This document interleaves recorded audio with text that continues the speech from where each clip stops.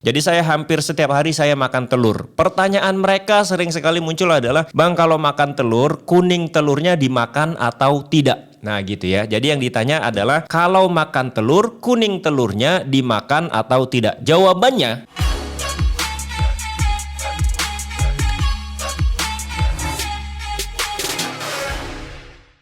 Bismillahirrahmanirrahim. Assalamualaikum warahmatullahi wabarakatuh. Selamat pagi teman-teman. Semoga semuanya sehat walafiat ya, tidak kurang suatu apapun. Amin ya robbal alamin. Baik, pada video kali ini saya akan ngebahas bahwa ada 6 manfaat kesehatan kuning telur ya.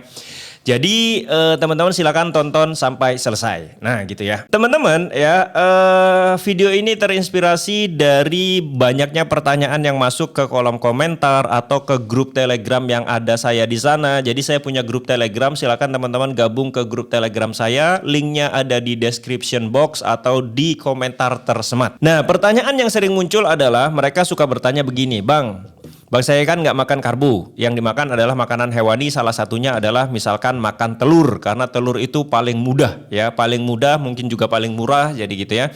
Jadi saya hampir setiap hari saya makan telur. Pertanyaan mereka sering sekali muncul adalah, Bang, kalau makan telur, kuning telurnya dimakan atau tidak? Nah gitu ya. Jadi yang ditanya adalah, kalau makan telur, kuning telurnya dimakan atau tidak? Jawabannya ya, jawabannya, kalau di ketofastosis ya, yang saya lakukan, kuning telurnya tetap dimakan. Baik, Bang, tapi kata dokter kalau kuning telur itu lemaknya tinggi, kemudian kolesterolnya tinggi, itu nggak berbahaya ya? Nah, kalau misalkan di ketofastosis, sekali lagi kuning telurnya dimakan ya. Kemudian kolesterol tinggi di ketofastosis itu nggak masalah ya. Nah dokter bilang ya bahwa kuning telur kaya kolesterol, lemak, sehingga kalau lagi diet kuning telur jangan dimakan. Itu anggapan seperti itu adalah benar karena mereka ngomong begitu di kepalanya mereka ya, orang yang sekarang dikasih masukan itu masih makan nasi.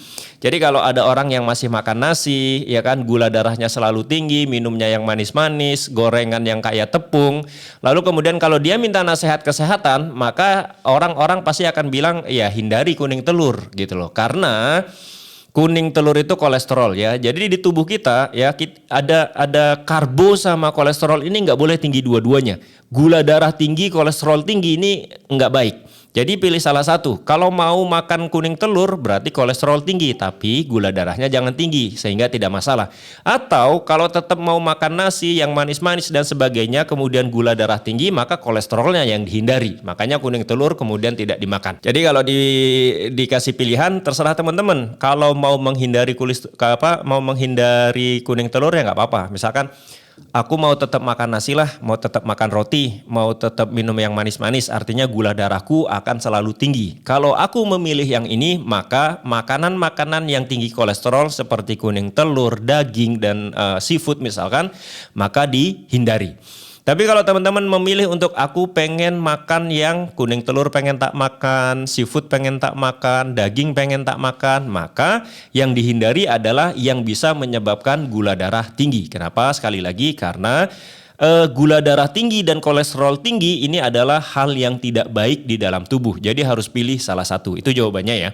Makanya kemudian kalau di ketofastosis kuning telurnya tetap dimakan, karena di ketofastosis kami sudah menghindari nasi, menghindari tepung, menghindari gula, dan semua makanan yang terdiri dari ketiga jenis ini ya, nasi, gula, tepung. Lalu kami juga sudah melakukan intermittent fasting sehingga membuat gula darah kami tidak tinggi, sehingga kami makan yang mengandung kolesterol menjadi tidak bermasalah. Nah seperti itu jawabannya.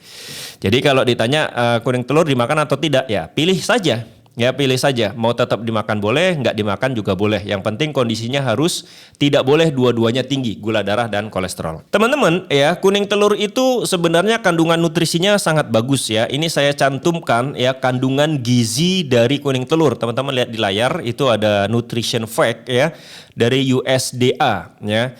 Sumbernya dari USDA. Ini ada kuning telur. Untuk kuning telur yang 100 gram itu kalorinya 321. Kemudian di kuning telur ini itu ada nutrisi, dan ingat ya sekali lagi nutrisi ada dua, ada makronutrisi dan ada mikronutrisi. Nah, di nutrition fact ini teman-teman bisa lihat bahwa kalau yang makronutrisi satuannya pasti gram. Contohnya jumlah lemak 27 gram. Nah, berarti lemak di kuning telur dari 100 gram 27 gramnya adalah lemak. Kemudian yang gram lagi adalah karbohidrat tuh. Ternyata jumlah karbohidrat di kuning telur pun ada. Jadi kalau yang ketofastosis makan kuning telur berarti kuning telurnya pun mengandung karbohidrat, ternyata karbohidratnya 3,6 gram. Ya, kemudian ada protein 16 gram. Nah, ini adalah makronutrisi pada kuning telur dan kita lihat bahwa yang paling tinggi di sini adalah lemak 27 gram, kemudian protein ada 16 gram, karbohidrat juga ada 3,6 gram. Nah, ini makronutrisi. Makronutrisi ada 3 ya, lemak, protein, karbo. Makanya itu ada lemak, protein, karbo yang satuannya gram.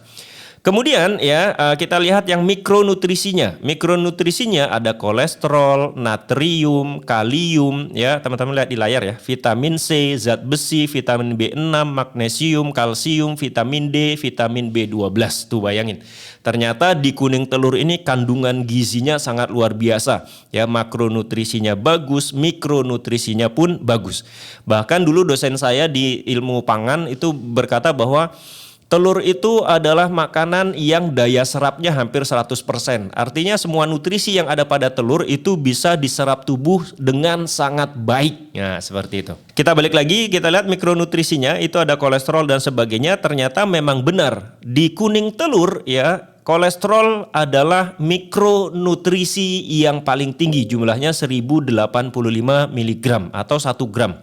Jadi jumlah kolesterol di kuning telur itu memang sangat tinggi sekali, 1085 mg. Kalau sisa-sisanya yang tinggi juga ada kalsiumnya tinggi, kemudian ada kalium juga tinggi ya. Kalium itu bagus buat jantung, kalsium itu bagus buat tulang dan gigi, ada vitamin D juga yang cukup tinggi itu bagus buat tulang dan gigi. Ya, lalu ada magnesium juga, vitamin B juga ada, zat besi juga ada. Zat besi ini bagus untuk sel darah merah ya, untuk darah. Nah, ini adalah kandungan gizi dari apa? Dari kuning telur, dan sekali lagi kandungan gizinya sangat luar biasa. Sehingga kemudian tidak mengherankan kalau kemudian kuning telur itu memiliki efek kesehatan yang luar biasa bagi tubuh kita. Setidaknya kuning telur itu memiliki 6 efek kesehatan ya buat tubuh kita. Yang pertama adalah menjaga kesehatan tulang dan gigi. Ya, ini kalau saya sebut seperti ini dan teman-teman tadi sudah mendengarkan kandungan nutrisi dari kuning telur itu banyak, maka ini menjadi make sense atau masuk akal. Karena tadi saya bilang di kuning telur itu ada vitamin D dan ada kalsium. Ya, dan jumlahnya cukup tinggi ya di kuning telur itu. Jadi kalau kita rajin makan telur beserta kuningnya, maka tulang dan gigi kita akan dalam tanda kutip lebih sehat daripada kita makan yang lainnya gitulah. Nah, seperti itu ya. Jadi sangat sayang kalau kemudian kita makan telur kuningnya dibuang gitu loh. Padahal dosen saya bilang ya, telur ini adalah makanan yang daya serapnya di tubuh itu sangat luar biasa hebat gitu. Jadi itu efek kesehatan yang pertama, menjaga kesehatan tulang dan gigi. Yang kedua ya, efek kesehatan dari kuning telur adalah memperbaiki jaringan tubuh yang rusak. Baik. Tubuh kita ini banyak selnya ya, jutaan atau miliaran mungkin selnya gitu ya. Kemudian sel ini itu disusun atas protein-protein. Jadi sebagian besar sel ya, itu susunan utamanya adalah protein. Dan kita lihat tadi kan kuning telur juga mengandung protein sebesar 16 gram. Artinya proteinnya cukup banyak. Sekali lagi, maka sayang kalau kemudian kuning telur ini nggak dimakan gitu loh. Ya, dalam 100 gram ada 16 gram protein, dan protein akan memperbaiki jaringan tubuh yang rusak. Kemudian yang ketiga, manfaat kesehatan dari kuning telur adalah mencegah penyakit mata. Kenapa? Ya teman-teman, di kuning telur itu juga mengandung beta karoten. Beta karoten itu adalah provitamin A. Beta karoten itu sebenarnya bukan vitamin A, tapi di dalam tubuh ketika dia di metabolisme kemudian dipecah, maka dia akan menjadi namanya provitamin A, bisa menjadi seperti vitamin A ketika dia di metabolisme lah, simpelnya begitu. Sehingga kemudian ini kuning telur ini sangat bagus untuk mencegah penyakit mata ya, sama seperti misalkan wortel gitu loh. Nah, tapi kan kalau makan wortel sama makan kuning telur, kalau menurut saya pribadi ya, ini selera ya. Kalau saya suka kuning telur daripada wortel. Sama-sama mengandung beta karoten nih gitu ya. Tapi saya lebih suka makan kuning telur daripada saya makan wortel. Kalau kuning telur itu karena lemaknya tinggi, kan makanan-makanan yang berlemak itu memang bikin yummy gitu ya, enak gitu. Makanya kemudian saya makan kuning telur itu nggak bisa enggak gitu. Justru saya kalau makan putihnya doang itu rasanya apa gitu. Rasanya kurang enak kalau makan putih telur doang. Kalau saya sangat suka kuning telur. Dan ternyata kuning telur salah satunya mengandung beta karoten, bisa mencegah penyakit mata. Kemudian yang keempat ya, kuning telur juga bisa mengurangi resiko cacat tabung saraf. Jadi di kuning telur ini mengandung kolin dan folat. Jadi ada folat, ada kolin cukup tinggi. Dan nutrisi ini menurunkan resiko tabung saraf pada janin. Jadi kalau teman-teman misalkan sekarang nih ibu-ibu yang nonton video ini kemudian lagi mengandung, lagi hamil, kemudian masih hamil muda, di mana kemudian otak anak kita di dalam perut itu belum tumbuh sempurna, saraf-sarafnya belum tumbuh sempurna. Nah, ini konsumsi telur, terutama misalkan kuning telurnya tetap dimakan, itu adalah hal yang bagus juga ya. Asam folatnya ada, kolin ada gitu ya.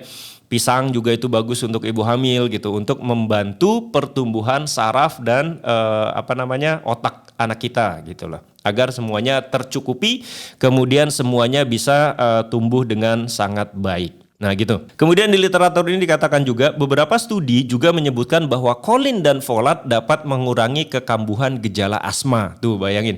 Jadi kuning telur ini mengandung kolin dan folat, selain untuk bisa membuat pertumbuhan saraf dan otak kita bagus, itu juga bisa untuk mencegah asma yang terus-menerus kambuh. Nah, itu yang keempat. Kemudian yang kelima. Yang kelima ya, manfaat kuning telur bagi kesehatan adalah mengurangi peradangan dan resiko penyakit kronis. Baik, teman-teman. Nah, ini tadi saya baca-baca ya, ternyata memang di kuning telur itu kolesterolnya tinggi. Tapi kolesterol yang tinggi itu adalah kolesterol yang memang banyak manfaatnya bagi tubuh. Justru dengan kita mengkonsumsi kuning telur, maka kolesterol jahat, lemak-lemak jahat itu bisa ditekan dengan lemak-lemak yang ada di kuning telur ini, ya. Jadi LDL-nya bisa ditekan dan kemudian HDL-nya bisa lebih tinggi gitu loh. Apalagi kalau di kuning telur ya, di sini dikatakan bahwa kuning telur itu mengandung omega 3 dan omega 3 itu adalah salah satu nutrisi esensial yang harus masuk dari luar. Ingat saya sering bilang ya, ada namanya yang esensial dan non esensial. Kalau yang esensial itu artinya tubuh kita nggak bisa memproduksi itu, sehingga kita harus dapat itu dari luar. Contohnya adalah asam amino ada 9 dan omega 3 salah satunya. Nah, di telur ini ya, itu mengandung omega 3 terutama di bagian kuning telurnya, dan omega 3 ini bagus untuk kinerja otak serta memori atau ingatan dalam jangka panjang. Jadi mudah-mudahan kalau kita rajin makan telur dan kuningnya juga dimakan, maka mudah-mudahan mungkin kita akan terhindar dari kepikunan, terhindar dari lupa dan sebagainya dan sebagainya. Dan kemudian juga karena ini adalah lemak-lemak baik yang ada di kuning telur, maka dia bisa juga menurunkan resiko penyakit degeneratif seperti kardiovaskular, kanker, asma, dan sebagainya. Nah, ini yang kelima, mengurangi peradangan dan resiko penyakit kronis. Yang keenam, teman-teman, yang terakhir ya, manfaat yang keenam tentang kuning telur itu adalah menjaga kesehatan rambut. Nah, tuh bayangkan ya. Jadi yang rambutnya mungkin sering rontok, mengalami kebotakan dan sebagainya, maka mulailah untuk rajin-rajin mengkonsumsi telur. Kemudian mudah-mudahan dengan kandungan yang ada di telur ini, baik di putihnya atau di kuning telurnya, itu akan memberi nutrisi yang bagus ke kulit kepala, lalu kemudian membuat rambut-rambut kita ini tidak gampang rontok, ya kan, kemudian sehat dan sebagainya lah. Walaupun benar ya, bukan berarti harus konsumsi telur sebanyak mungkin ya, nggak gitu juga caranya. Artinya adalah ini salah satu upaya, tapi tetap kita harus melakukan perawatan yang lain. Misalkan kita pakai hair tonic juga, itu juga penting untuk kesehatan rambut ya. Misalkan vitamin rambut, serum rambut atau apapun itu bisa dilakukan juga, dan juga kita dari usaha lainnya dengan mengkonsumsi makanan-makanan yang mendukung untuk kesehatan rambut kita, terutama di kuning telur tadi. Nah gitu. Ini adalah 6 manfaat kesehatan dari kita kalau rajin mengkonsumsi kuning telur. Nah, Kemudian teman-teman, pertanyaannya berikutnya adalah, Bang, kalau begitu bagaimana cara yang baik untuk mengkonsumsi kuning telur? Kalau di saya, ini jawabannya ada dua. Ya, bagaimana cara yang baik mengkonsumsi kuning telur? Jawabannya ada dua. Yang pertama, untuk orang-orang yang ketofastosis, ya, untuk orang-orang yang ketofastosis ini tidak ada cara khusus. Ya, makan saja kuning telur, direbus boleh, digoreng boleh, dikukus boleh, ya kan? Atau di apapun boleh. Itu untuk yang ketofastosis. Jumlahnya pun misalkan bebas. Ya, kalau mau makan 3 sehari boleh, mau makan 10 butir sehari boleh, mau makan 20 butir sehari boleh, ya nggak apa-apa. Karena yang orang yang sudah ketofastosis ini itu sudah tidak makan karbo, tidak makan gula, tidak makan tepung, sehingga gula darahnya kemudian menjadi sangat rendah. Lalu kemudian makan kuning telur banyak itu nggak masalah, ya. Dan yang ketofastosis juga sudah intermittent fasting, jadi makan telur sampai 3, 5, 10 itu nggak masalah. Nah, ini jawaban pertama. Bagaimana cara mengkonsumsi kuning telur? Yaitu jawaban pertama untuk orang-orang yang sudah ketofastosis. Untuk teman-teman yang belum ketofastosis, ya kan, yang masih makan nasi, masih minum yang manis-manis, masih makan cemilan yang kaya tepung, lalu gula darahnya terus tinggi, gula darahnya hampir setiap hari tinggi terus, insulin naik terus, maka teman-teman harus mengkonsumsi telur atau kuning telur itu maksimal dalam satu hari 2 atau 3 saja. Jangan terlalu banyak. Karena udah gula darah tinggi, lalu konsumsi telurnya juga tinggi, nanti dua-duanya tinggi tuh gula darah dan kolesterol, itu nggak boleh. Nah, makanya kalau masih makan nasi, gula, tepung, ya masih hidup seperti biasanya, maka konsumsi kuning telurnya jangan terlalu banyak, ya 2 atau 3 butir saja. Nah, gitu ya. Karena kita nggak mau gula darah tinggi, lalu kemudian lalu kemudian kolesterol juga tinggi. Ini nggak boleh. Itu untuk cara konsumsinya. Jadi teman-teman tinggal pilih mau cara yang ketofastosis atau mau cara yang biasa saja. Itu pilihan masing-masing, ya kan? Nah, kemudian pertanyaan yang terakhir adalah yang sering juga ditanyakan, Bang, kalau kuning telur dikonsumsi mentah boleh nggak? Nah, gini teman-teman. Jadi kalau kuning telur mau dikonsumsi mentah, itu sebenarnya boleh tidak bolehnya ya terserah teman-teman. Jadi bebas. Mau dikonsumsi mentah boleh, dimasak boleh, itu bebas. Jadi saya tidak saklek harus dimasak atau harus mentah, tidak.